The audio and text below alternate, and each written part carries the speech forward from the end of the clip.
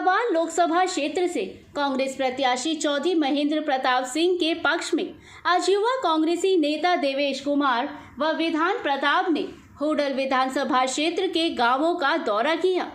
होडल चौबीसी के प्रमुख गढ़ी गांव से चुनावी दौरे की शुरुआत करते हुए शहीद राजवीर सिंह की प्रतिमा पर माल्यार्पण करने के बाद गढ़ी गांव में ग्रामीणों को संबोधित किया। इस अवसर पर गढ़ी गांव के सैकड़ों नागरिक मौजूद थे।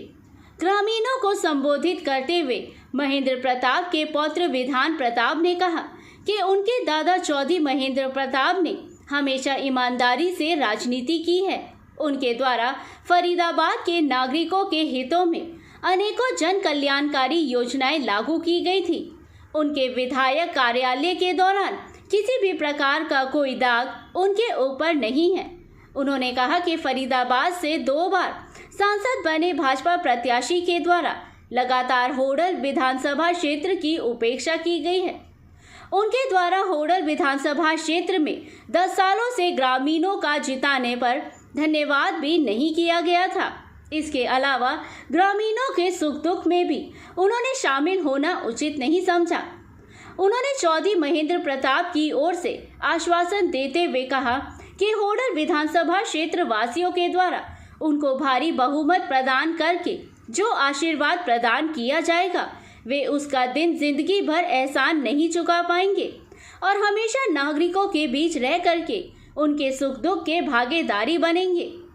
युवा कांग्रेसी नेता देवेश कुमार ने कहा कि भाजपा प्रत्याशी चौधरी कृष्णपाल गुर्जर ने हमेशा ही होडल विधानसभा क्षेत्र के नागरिकों के हित में कोई कार्य नहीं किया है।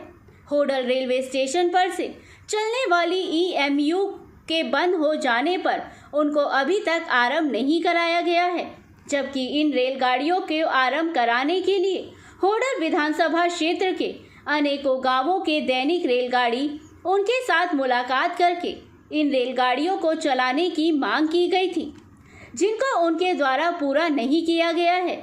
इसके अलावा अपनी कमाई के लिए चलाई गई बसों के कारण ही इन रेलगाड़ियों को नहीं चलाया गया है। उनके व उनके साथियों के द्वारा दोनों हाथों से फरीदाबाद व खासकर होडल विधानसभा क्षेत्र की जनता को लूटने का कार्य किया गया है। उनके PA किरण पाल खटाना के द्वारा सरपंचों, ब्लॉक समिति सदस्यों, नगर परिषद पार्षदों व जिला परिषद पार्षदों को धमका करके उनको अपने पक्ष में करने का प्रयास किया जा रहा है।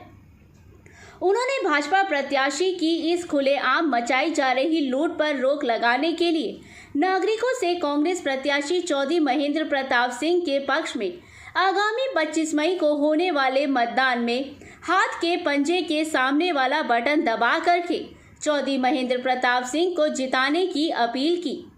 गढ़ी गांव में पूर्व सरपंच रंजीत सिंह, राजेंद्र प्रधान, जीतन मेंबर पंडित राधा रमन, पूर्व मेंबर पंडित किशन, सिकंदर, लखनपाल, चेतन, सज्जो हर नाम के द्वारा पगड़ी बांध व माला पहना करके स्वागत करते हुए गढ़ी गांव से अधिक वोटों से जिताने का आश्वासन दिया। उन्होंने आज गढ़ी, करमन, भुलवाना, विजयगढ़, बासवा, भिड़ुकी गांवों का दौरा किया, जहां पर ग्रामीणों के द्वारा उनका पगड़ी बांध व माला पहना करके आगामी लोकसभा चुनाव के मतदान के दिन कांग्रेस पार्टी के पक्ष में अधिक से अधिक मतदान करने का आश्वासन दिया गया। गढ़ी गांव से हुकुम गोला की रिपोर्ट।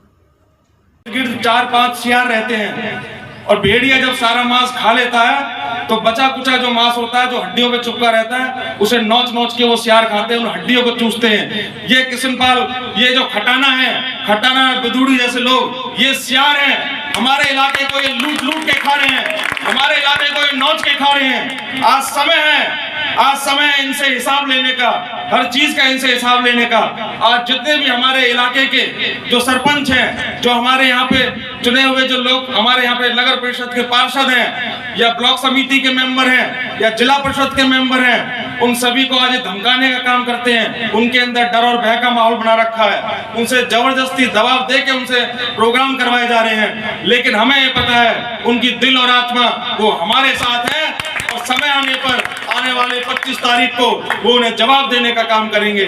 मैं आप सभी से अंत में आप सभी से अपील करता हूं, हमारे इलाके के उज्जवल भविष्य के लिए आप चौधरी महेंद्र प्रताप जी को यहां से भारी मतों से यहां से विजयी बना के भेजें। साथ में मैं आपसे कहना चाहता हूं, माननीय अध्यक्ष जी, उन्होंने वो पहले भी आप लोगों के बीच में आए थे, तो उन्होंने कहा था कि भी चुनाव के समय मुझे कई जगह मुझे पूरे हरियाणा में मेरे दौरे होंगे, मैं ज्यादा समय इतना नहीं दे पाऊंगा जितना समय मैं अभी तक देता रहा हूं, तो 2-3 दिन के दौरे उनके रहेंगे। लेकिन आप सभी ने मिलकर आज आप ये समझ लेना, ये लोकसभा का चुनाव हमारा अपना चुनाव है। सबकी नजर होगी कि होडल विधानसभा क्षेत्र में क्या होता है। ये चुनाव हमारे मान सम्मान का और पगड़ी की लड़ाई है। होडल विधानसभा क्षेत्र से सबसे ज्यादा वोटों से जीत के निकलने चाहिए, तब हमारा मान सम्मान रहता है।